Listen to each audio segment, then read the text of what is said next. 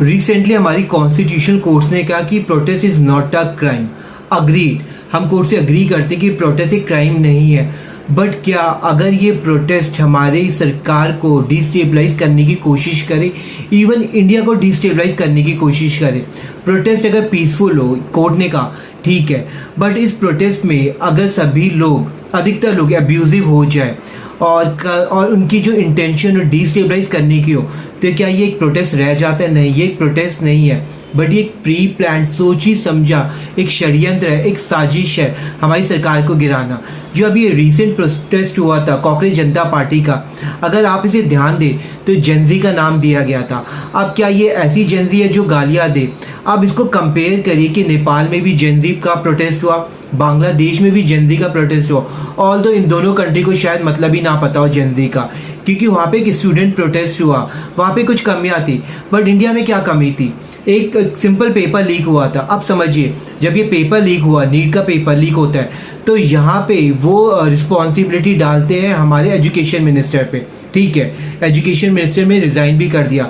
But मैं आप सबसे पूछना चाहता हूँ कि ये जो IAS IPS के एग्जाम हो रहे हैं, जो NDA के एग्जाम हो रहे हैं आर्म फोर्सेस के लिए, क्या आपने कभी सुना है कि ये लीक हुआ है? मेरे को जहाँ तक याद है तो मैंने कभी नहीं सुना है, क्योंकि ये जो एग्जाम कंडक्ट करते हैं वो कंडक्ट करती है UPSC, union public service commission. अब इसी लाइन्स पे, on the lines of UPSC, ये CGP की डिमांड होनी चाहिए कि ऐसे ही कोई यूनियन बनाया जाए जो इस एग्जाम को कंडक्ट कराया जाए। बट यहाँ पे उन्होंने क्या डिमांड की कि मिनिस्टर रिजाइन करे। यहाँ पे लेटर क्या डिमांड करते हैं कि प्राइम मिनिस्टर रिजाइन करे।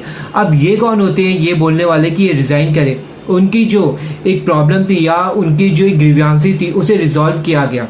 अब अगर मैं कोर्ट की तरफ जाऊं कि प्रोटेस्ट एक क्राइम नहीं है, प्रोटेस्ट तब तक क्राइम नहीं है जब तक वो पीसफुल है, लेकिन वो क्राइम इमीडिएटली तब बन जाता है जब वो गवर्नमेंट को प्रेशराइज कर रहा होता है, या हमारे देश को डिस्टेबलाइज करने की कोशिश करता है, या फॉरेन फंडिंग आ रही होती है।